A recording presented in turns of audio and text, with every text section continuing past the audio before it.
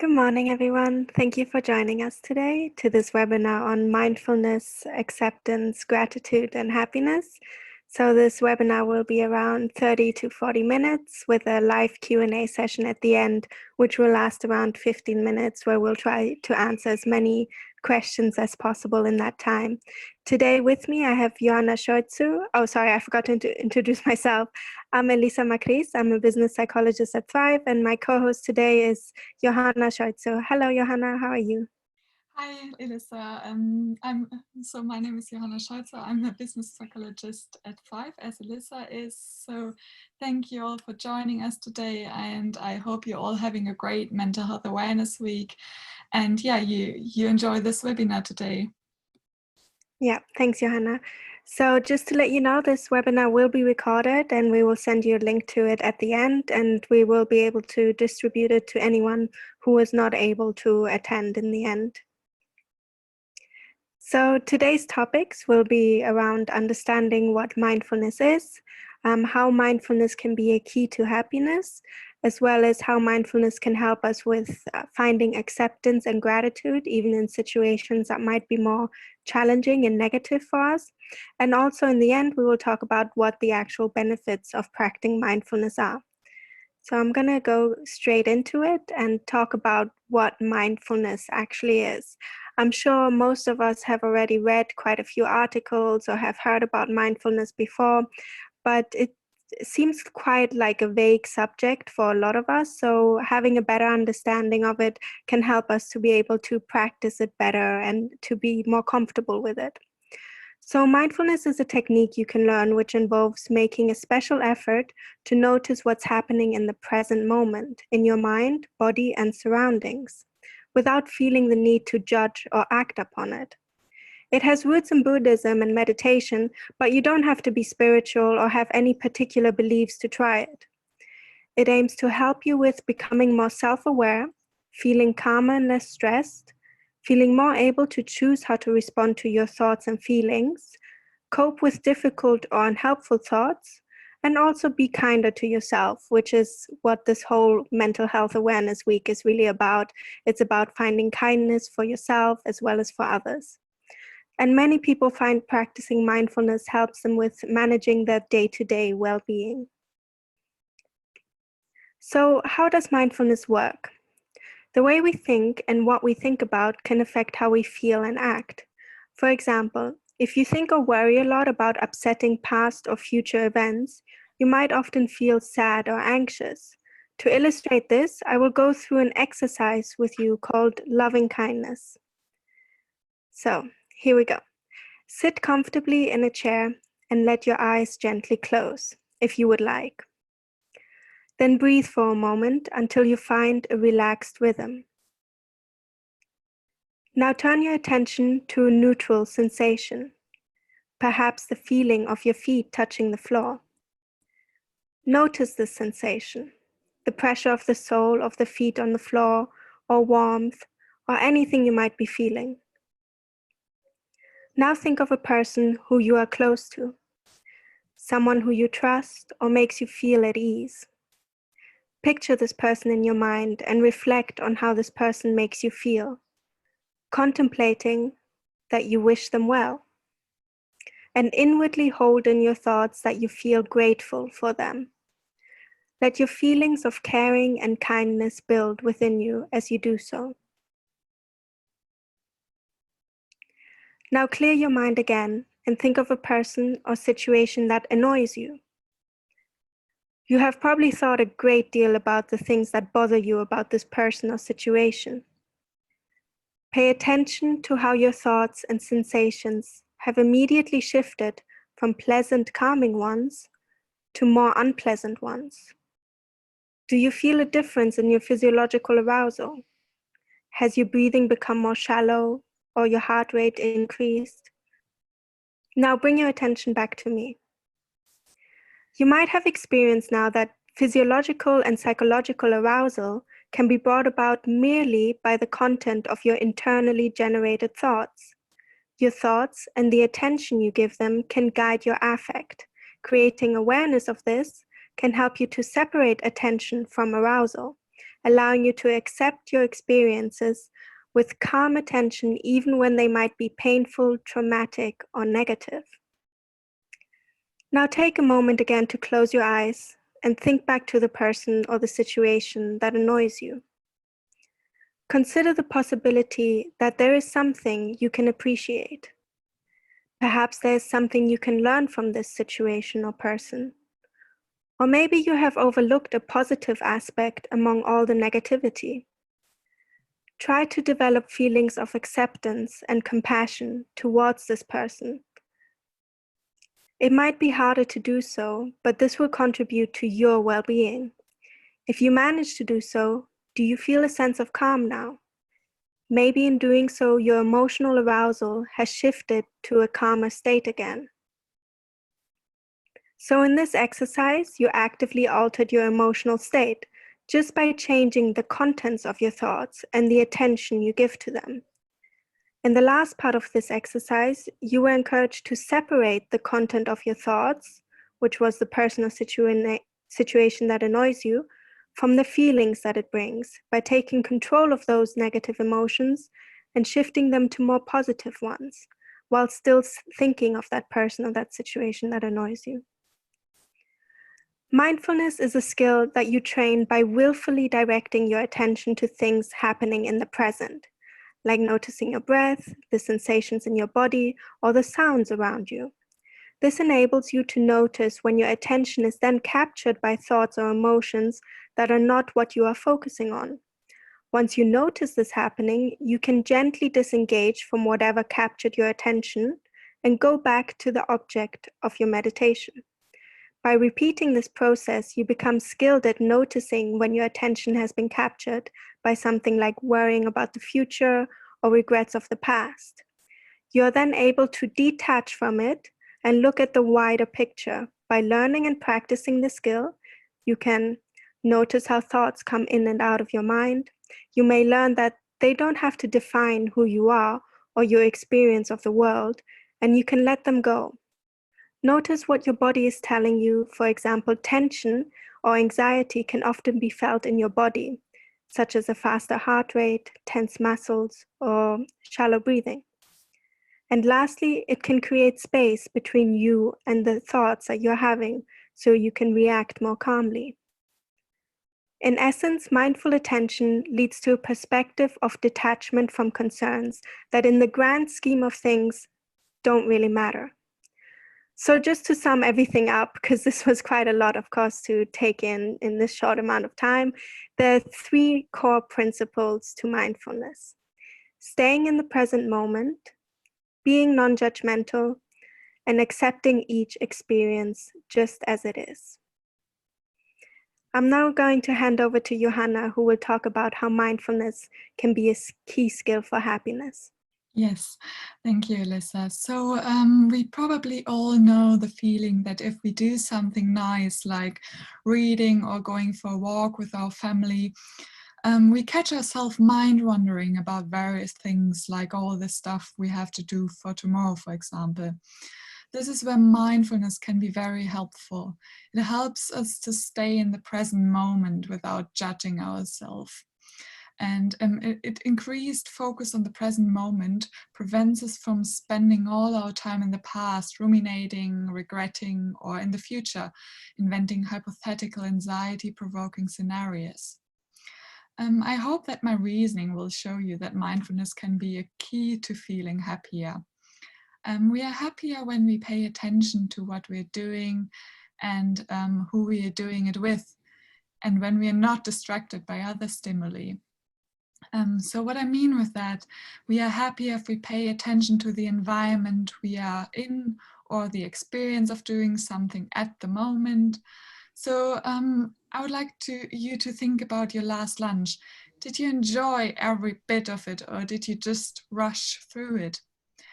I believe you will feel better and enjoy your lunch more today if you pay attention to the smell and the different tastes, hence making it like an experience rather than an unconscious activity. It's rewarding to actually listen as your child describes his day rather than tabbing through your mental to-do list, for example. So this is similar to multitasking. Our attention is divided, which decreases our feeling of happiness and makes us less productive. So as Paul Dolan, a behavioral scientist, said, we are what we pay attention to. Too much of what we thought about happiness posits a direct relationship from the input, for example, money, marriage, and so on, to the output, happiness. So the answer to the question, for example, does money make you happy, depends on how much attention you pay to it. So more money would make you happier if you constantly pay attention to how rich you were, for example. So it is the attention production process, and that converts the inputs into units of happiness. So by now you probably already have an idea of how to use mindfulness to increase your well-being and happiness. Also, we could pay attention to our own and other feedbacks. Ask yourself, is this the best use of my time? Thinking about happiness as a set of experiences over time forces us to really pay attention to the scarce resource of time. And obviously some things have to be done or are purposeful for the future. But we could try to pay more attention to the actual experience in the present moment. So pick an activity that you perform every day, like for example, brushing your teeth, and attend the activity mindfully from the beginning to the end.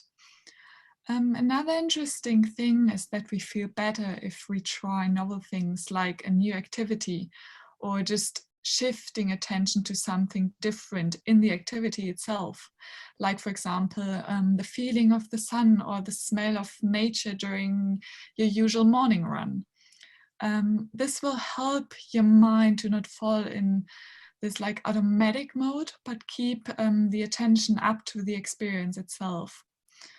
If you purposefully decide to focus on something, the main advantage is that it enables you to notice when your attention has been captured by something else without you deciding that. Once you notice that your attention has been captured, you can then really gently disengage from whatever it is and go back to paying attention to what you wanted to focus on. This enables you to notice that you're caught up in your thoughts even when you're not meditating, and which in turn helps you decide to disengage if you wish and not have to go along with the thoughts or identifying with them. So mindfulness will increase well-being by really changing the relationship to our experiences. It helps us to being more present no matter what we're doing, and being aware and curious about what's really going on inside and around us, and this without judgment. Thanks, Johanna. Yeah. Yes, that's very interesting and definitely a useful way to build your own happiness and be more present. I'm now going to talk a little bit about how mindfulness can also not just there for happiness, but also can help you build acceptance and gratitude for yourself as well as others. So mindfulness can also teach us to be accepting of feelings, thoughts, and emotions, even when they are upsetting or negative, as well as finding gratitude in what already exists, even for negative or challenging experiences, as said before. As we had tried before in the loving kindness experiment, where we were asked to think about something or someone that annoys us or makes us feel worried, and to disengage from this emotion and to think of it in a more positive way. Every challenge or negative experience we can help us to build our resilience and learn from, in order to feel more competent to be able to deal with future stressful situations. Learning to appreciate these tough lessons that we learn throughout life can be detrimental for a positive mindset and overall well-being. The key to mindfulness is to eventually be able to disconnect arousal from attention, so that troubling feelings can be better understood and emotions are quieted. Having the ability to be calm and alert at the same time which helps us to be more effective at problem solving and making constructive, helpful decisions for ourselves. The next point I would like to talk about is gratitude. So, what exactly is gratitude? Psychologists have said that gratitude is about affirming the good that we've received and acknowledging the role that other people, animals, and our surroundings play in providing our life with this goodness. There are many ways you can practice gratitude. So, here are just a few gratitude techniques which you can give a try. You can try daily listing of things one is grateful for, keeping a gratitude journal to remind yourself of the gifts, benefits, and good things you enjoy, recalling moments of gratitude associated with ordinary events, such as Johanna said before, maybe even just brushing your teeth, paying attention to that. These ordinary and generic things that we just go by in life without paying attention or noticing. You can also be grateful for your personal attributes or or the value you have for other people in your life, which sometimes we might also take for granted. Then another way to be grateful is to contemplate gratitude. What does gratitude mean to you? Maybe it's not just about remembering all the good, but also maybe sometimes the bad. Being grateful for the tough lessons that you have learned through this hardship, or being grateful for having endured it. The problems people face can become the seeds of their potential. People don't have to escape from their own problems to find happiness. Learning to be grateful in the midst of negativity, each action, experience, relationship, everything in life offers an opportunity for growth, even those we might consider unpleasant. Mental health is really found through living life well, even through difficult times, such as this COVID-19 outbreak. Performing behaviors that express gratitude is another way to be grateful. Take time to appreciate yourself as well as others. Appreciate what you have and pause in the moment to observe this appreciation and say thanks for this. Other gratitude exercises can be grateful in nature by observing nature and taking it all in, noticing every little detail, such as how the wind is blowing through the leaves of a tree, the colors and shapes of different flowers, the smells, anything you might notice, take it in and just observe it, feeling grateful for your surroundings. Lastly, another way to practice gratitude is by developing your compassion for others. For example, through active listening. Listen to other people's concerns or feelings non-judgmentally and give them comfort to open up to you, providing them with a shoulder to lean on if they need it. Or you can try some volunteering, such as working in a soup kitchen. I'm now going to hand back to Johanna, who's going to talk about the benefits of practicing mindfulness. Yes, I would just like to add those gratitude exercises are great. And I think especially in this Mental Health Awareness Week, we should really try to practice and give it a chance because, yeah, it's just like a good time to try it out. And I think they will have great effects on your satisfaction and well-being in general. Yeah, and they're easy exercises, Yeah, so they're easily integrated within your everyday life, definitely. definitely. Yes, I mean, there are various powerful benefits of mindfulness. And as we heard before, it can increase our gratitude, acceptance, mood, life quality, and our general health. So by focusing our attention at the present moment, as we learned before, mindfulness counteracts rumination and worrying and worrying about the future, like I better remember to pay those bills and unfinished tasks at work and ruminating about the past, like for example, I should have done this rather than that. These are generally unhelpful thinking processes. And of course, it's important to learn from our past and plan ahead for the future. These two activities done mindfully can be very enjoyable. So we know that willingly reminiscing about the good old times can lift people's mood. And in fact, the focus of a meditation session can be about focusing on our memories.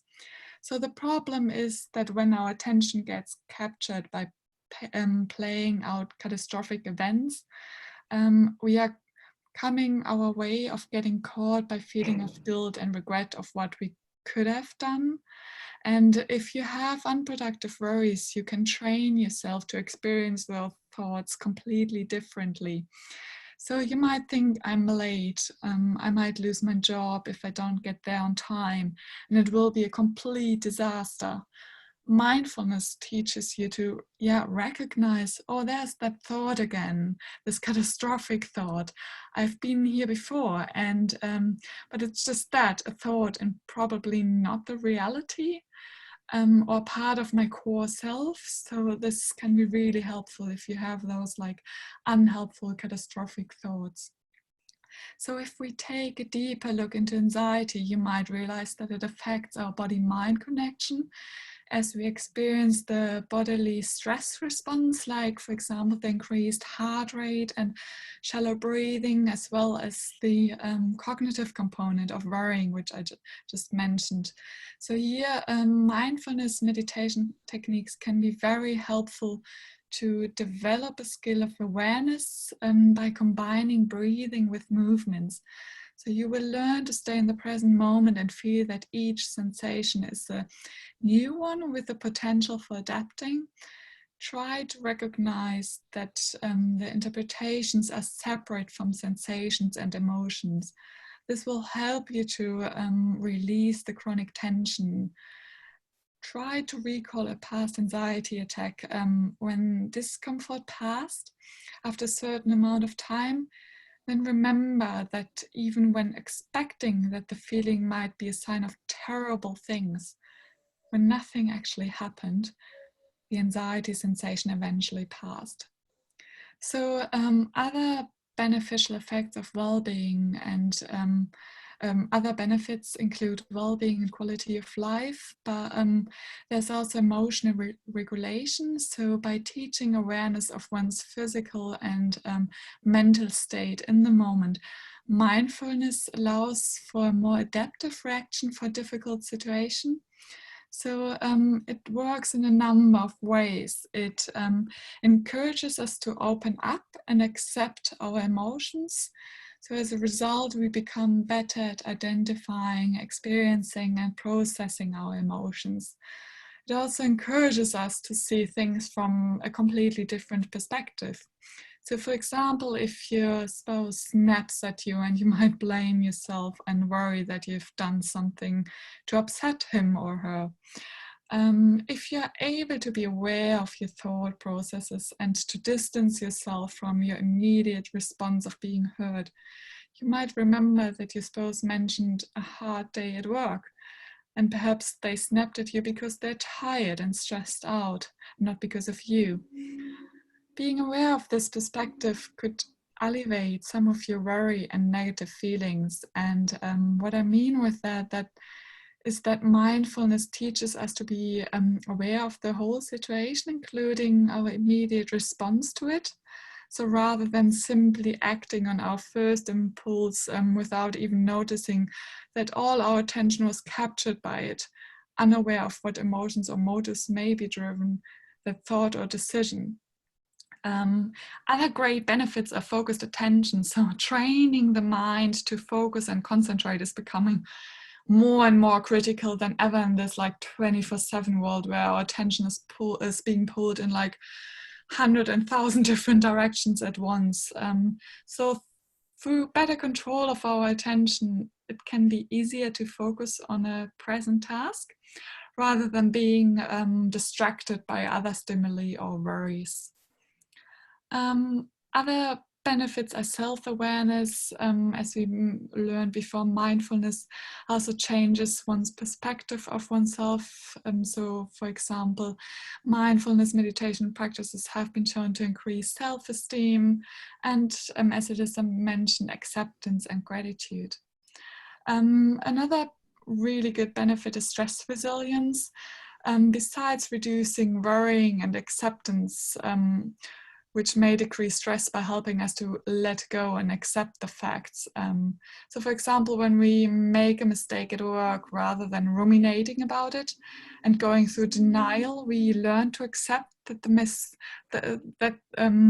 learn to accept the mistake and focus on things which we can actually learn from it and actually are able to change in the future.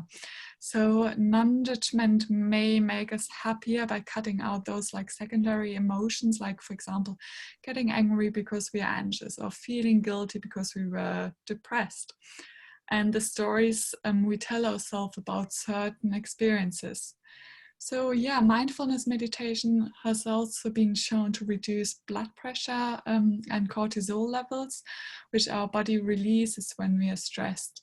So yeah, there are really like great benefits of mindfulness meditation. For example, for depression, trauma, chronic pain, and it helps you to sleep better as well. So I hope this was convincing that you should all try out a mindfulness practice and implement it in your daily life. Yeah, thanks, Johanna. Definitely, there's so many broad benefits that you can have from mindfulness, from practicing it. And the practice is very individual to every single person. So you make it according to how you want it to be and what you want to focus on. If you want to be more focused on meditation, or as Johanna had said, there's also movement mindfulness, so you can incorporate it into Tai Chi or yoga practice. There's so many different ways of practicing it. And Andres and we also had a meditation webinar some time ago where we talked about all the different meditation techniques, which can give you more ideas on how to meditate and what suits you best. And we can share the link of this afterwards as well. Yeah. So yeah, let's do a recap. Would you like to start, Johanna? Yeah, of course.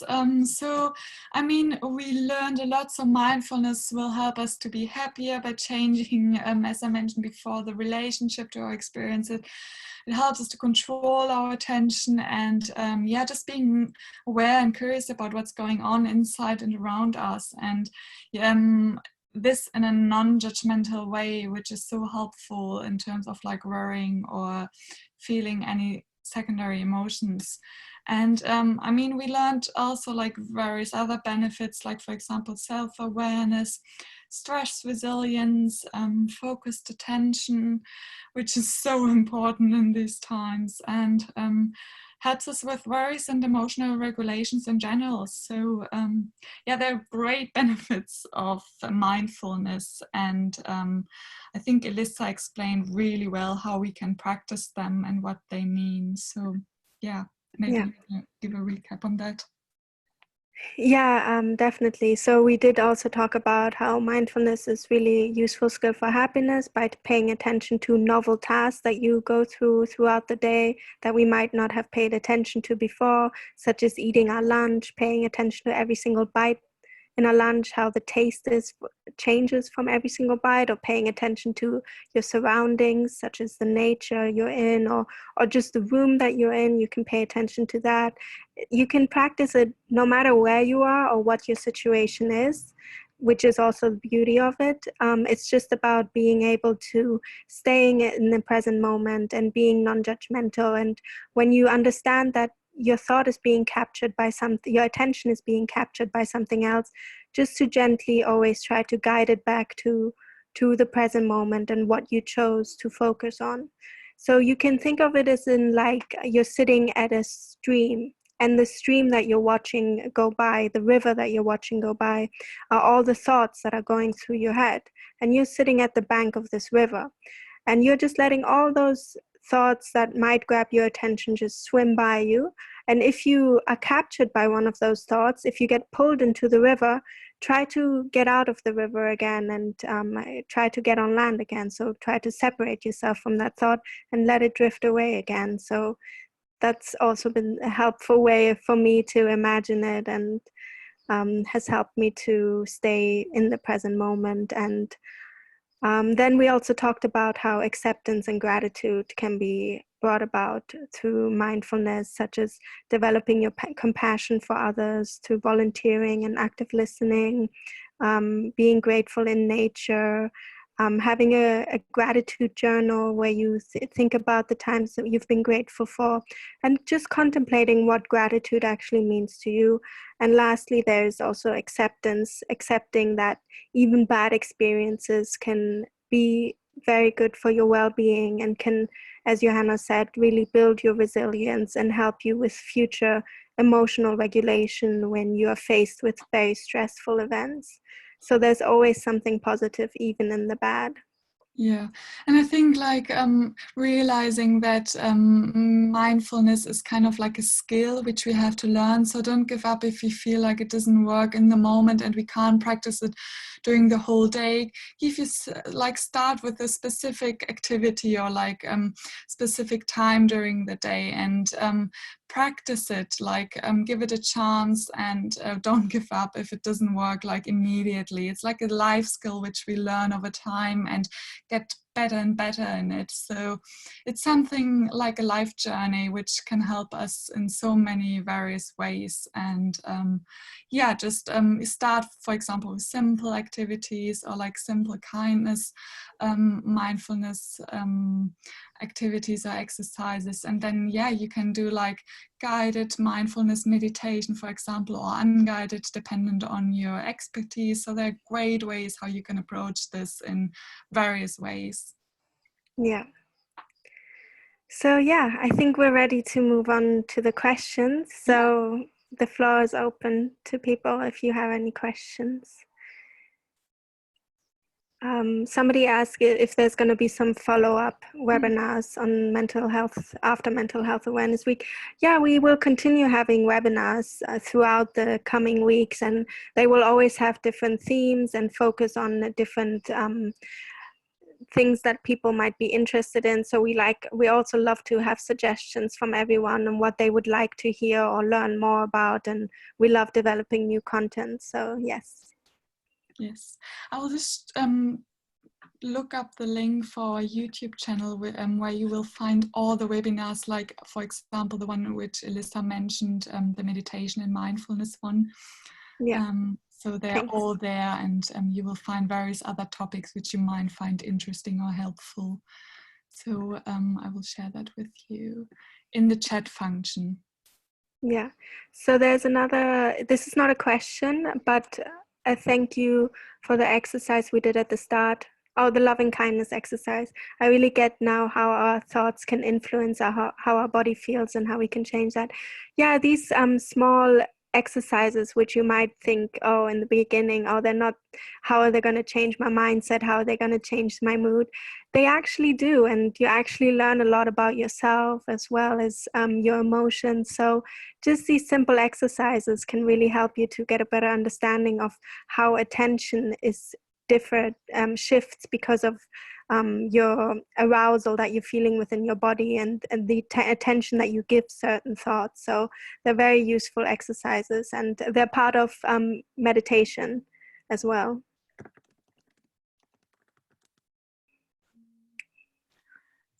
So Claire asked, how do you make mindfulness a regular daily habit? Mm-hmm.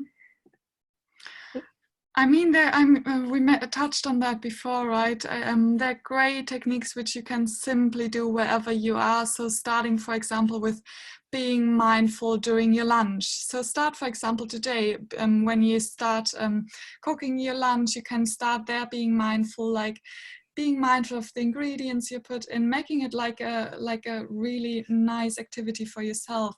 Then being aware of the smell, the taste when you try it, and then when during your eating as well. So making it like more like an experience than something which we have to do because we're hungry and rushing through. So yeah, just being mindful, for example, with your daily activities or brushing your teeth, for example. It can be anything. So maybe this is a great approach to start with things, and then you can continue really practicing, for example, mindfulness meditation and more like deeper level if you feel up to it, and take a time, for example, a few minutes, like 10 minutes, and make yourself a calm place, and for example use a guided meditation for that, so that you feel like you're getting guided through, for example. Yeah, exactly. That's really good advice, Johanna. It's the little things in life that count, really. So you start small, you start with the daily things that you might not in before have like paid attention to, that you start paying attention to now, and you learn to kind of appreciate it, and then it suddenly just becomes an everyday thing for you. You don't even think about it, and it just becomes part of your everyday activities, that you pay more attention to it, that you become more mindful to whatever you're doing, whether it's cooking, whether it's brushing your teeth, whether it's taking a walk, whether it's sitting out in the garden somewhere, or sitting even in your room. Just paying attention to all the little things and just being in the moment is part of it. Yeah. There's another question: how do you slow down the mental chatter in your head if mindfulness is not working? So I mean, mindfulness is really mind-based. If you feel like this is not something for you, there are other really great techniques, for example, more body-based techniques, but also like strategies how you can switch off. So in the YouTube channel I shared with you, there's a webinar on switching off, which you might find helpful. But generally, like using relaxation techniques, for example, which are more body-based, like calm breathing or deep muscle relaxation, are really helpful to switch off, make yourself calm again by activating the parasympathetic nervous system, which is really the opposite when we are stressed. And so those techniques are really helpful if you feel like this mind-based technique doesn't work for you. So maybe this is something you want to try. Yeah, using more body-based relaxation exercises can be very helpful if you don't like the mind-based if they don't work so well for you, the mind-based ones. So also incorporating movement into using meditation and mindfulness, such as the yoga and walking or running, paying attention to your breath while you're running, paying attention to your surroundings while you're running, not getting caught up in your thoughts, as well as so for some people it might be long distance running, which is their type of meditation. For me, it's a lot that's yoga, that is my type of meditation, because I also like to do a lot of body-based meditative exercises. So being able to use my body and focus on my breath while I do all these different exercises can really help me to stay in the present moment. So trying that can be really helpful. There's one comment by Christy, who said that she has children under the age of 5, and she finds it tricky while working from home to try all these mindfulness techniques. And yes, like Sophie had said, she took the words right out of her mouth. We've had many of these coming to us and saying, having young children at home, working from home, it was really difficult to find a work-life balance, a balance with the children as well. Sometimes we try to ask parents to have their children involved in these type of exercises. So for example, there is yoga for children as well. So you can do the yoga with your children. So these are more body-based relaxation exercises, or deep muscle relaxation, where you tense and relax different muscle groups within your body before you go to bed. You can do that with your children as well.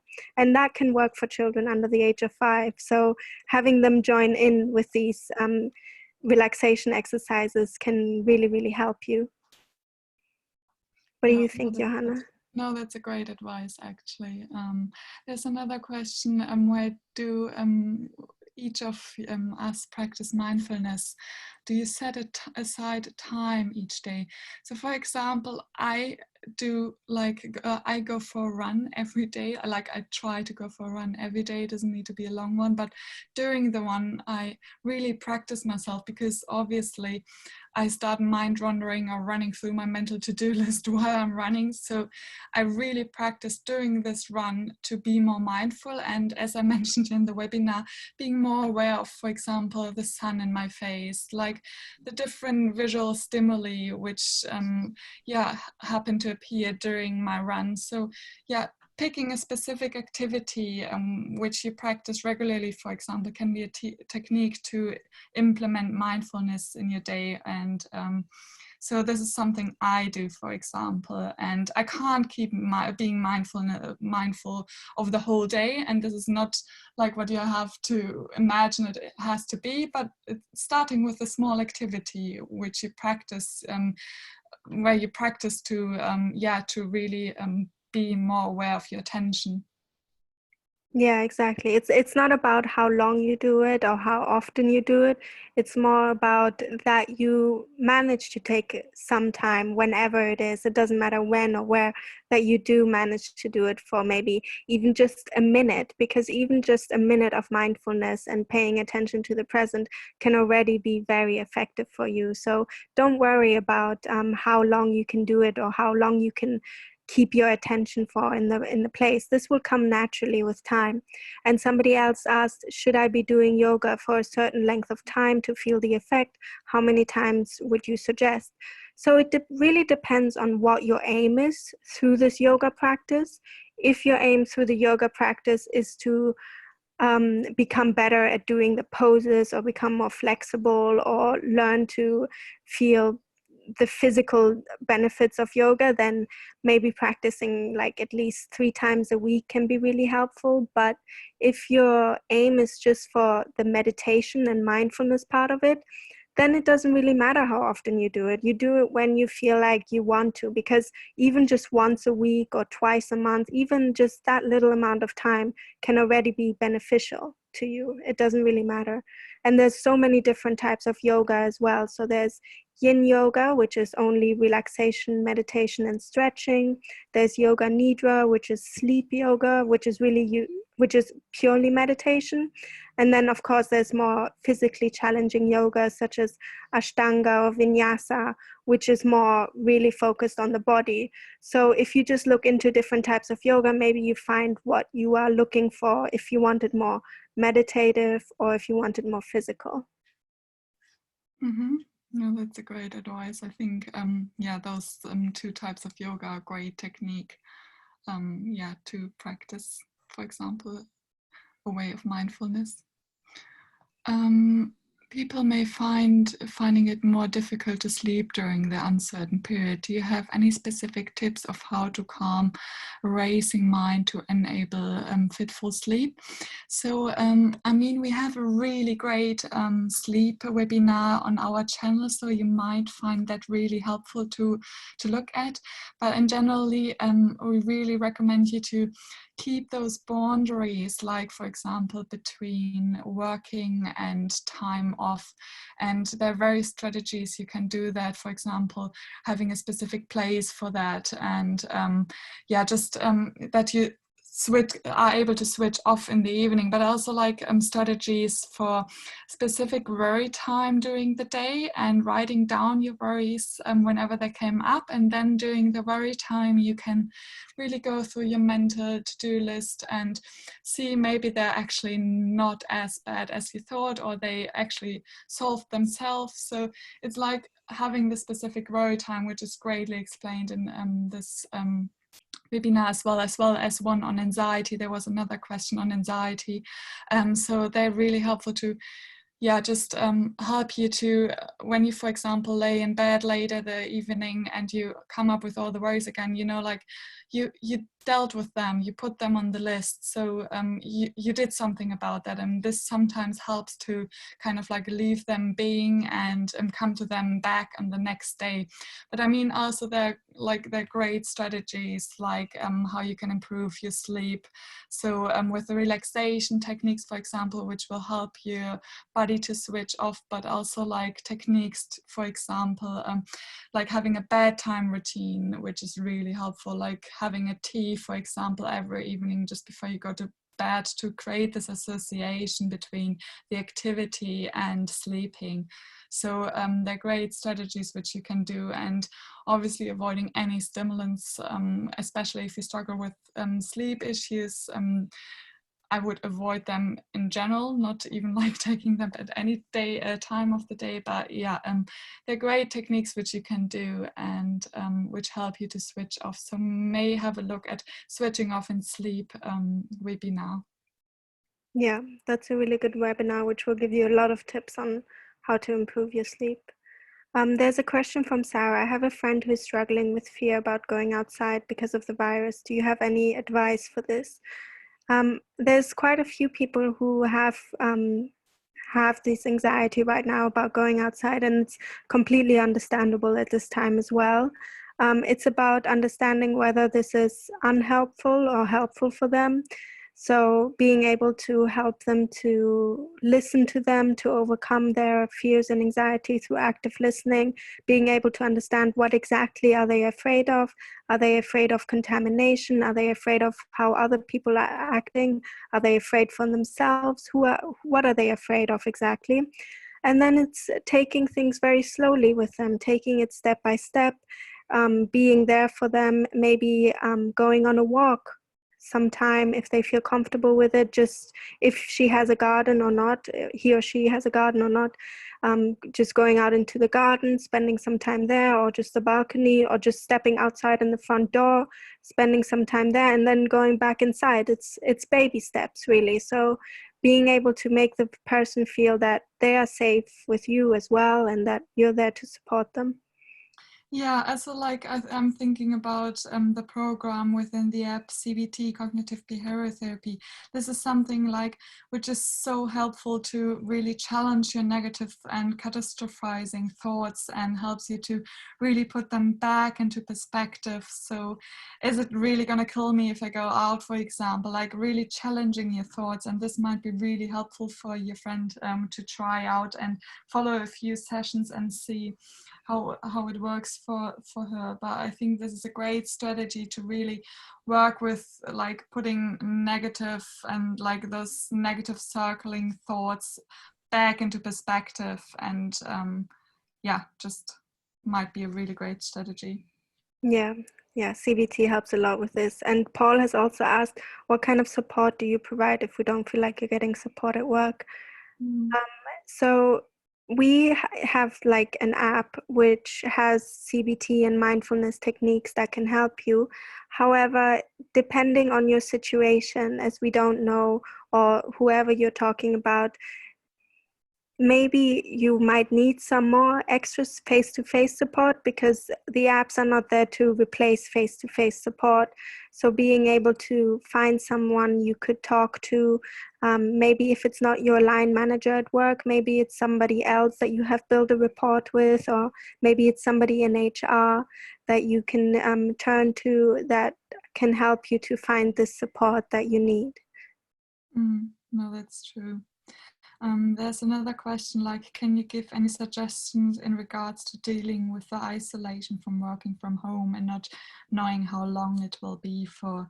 I mean, this is similar to this, like having this like support network, getting in contact, calling, or like even doing a FaceTime chat with your friends on a regular basis. So we really need to be really creative and active in seeking the like contact with our friends, peers and colleagues, like because we're missing that out right now. So it's so important that we try to do that as much as possible to compensate for the missing physical contact which we usually have. So really get in contact, seek out and get creative in like various activities. There are nice fun games which you can do online as well together, for example, and yeah, just really be active and creative and try to get in contact with them. Yeah, that's really important. Keeping in contact and Yeah. learning acceptance as well, as we talked about, accepting things. Somebody else had a suggestion and was saying identifying what is out of your control and learning to accept that. Yes, that's really important. Thanks, Oliver. Being able to understand that some things are going to be out of your control.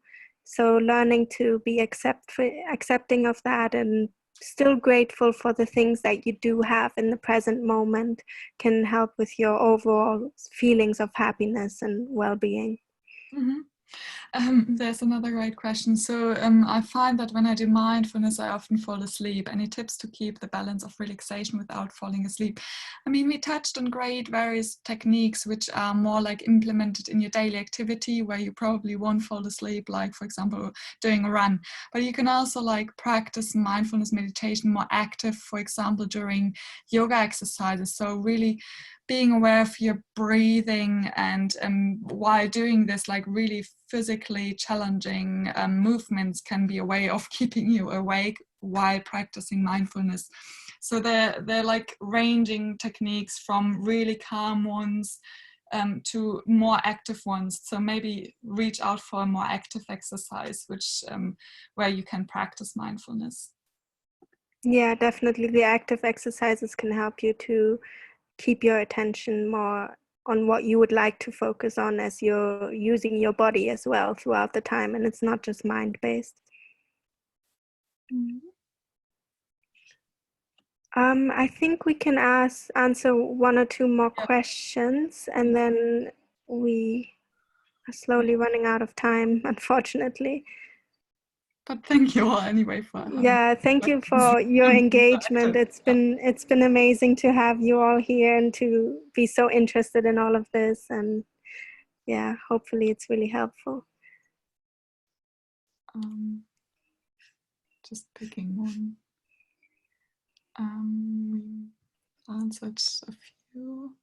Yeah, you get the video, you get that later during the day, or you will see it on the channel I shared with you. Yeah. Somebody asked how we meditate. I mean, I think we've answered that as well. For me, it's mostly the yoga, and I think for you, it's running a lot, right? Both yoga and running. Yeah, both yoga and running. Yeah. And there's another question. Did the both of you suffer from mental health or really struggle with overthinking and the negative things in life?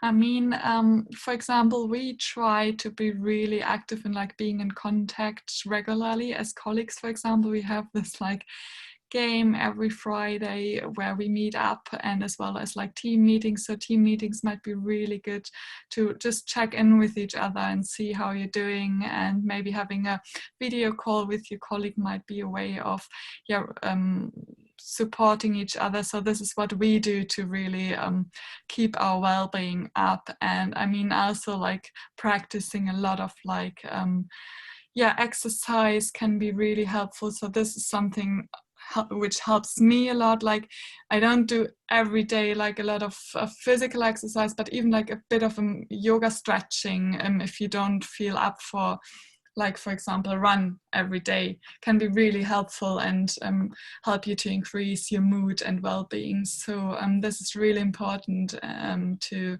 kind of like feel better during the day. So maybe try that out because it really helps me, for example. Yeah, somebody is asking, when you run, do you listen to music, an audiobook, or No, I mindful? definitely don't, because then I can't be aware of like other stimuli like outside from me. So I really try to do it without any music and just go for a run, be aware of your breath and about like other stimuli like the sun or like the smell of the trees or like visual stimuli. Because like, I mean, yeah, some people find it more engaging to run with music, but for me, for example, I can't hear my own breath anymore. So this really makes me like, it really distracts me actually. So, I mean, depends what you prefer, but maybe try it without and be more mindful of other stimuli, as I mentioned before. Yeah. I mean, you could use music or audiobook as a meditation technique, but not at the same time as you're running, because the whole point of meditation and mindfulness is not to multitask, to focus on one task at one time. So as Johanna said, for her, it's the running itself. So she's focusing on her breathing, she's focusing on the way her legs are moving maybe, or her muscles within her body, the bodily sensations, or her surroundings, the nature, the trees, the wind. So just being mindful of that, because the moment you start listening to music or an audiobook, you're already multitasking again, because you're running, which is a physical exercise, as well as listening to something.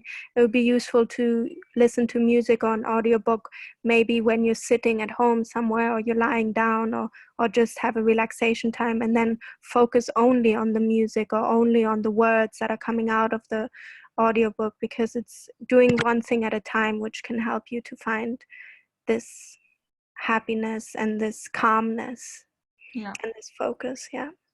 No, that's a fair point. And it's a myth actually, like, which we often think like multitasking will make us solve many things at once, but it's not. It makes us less productive, less happy. And so really try to focus on one specific task and you will feel way better about it and might even enjoy it, even if it's a purposeful task, but it will increase your well-being in the long term, I believe.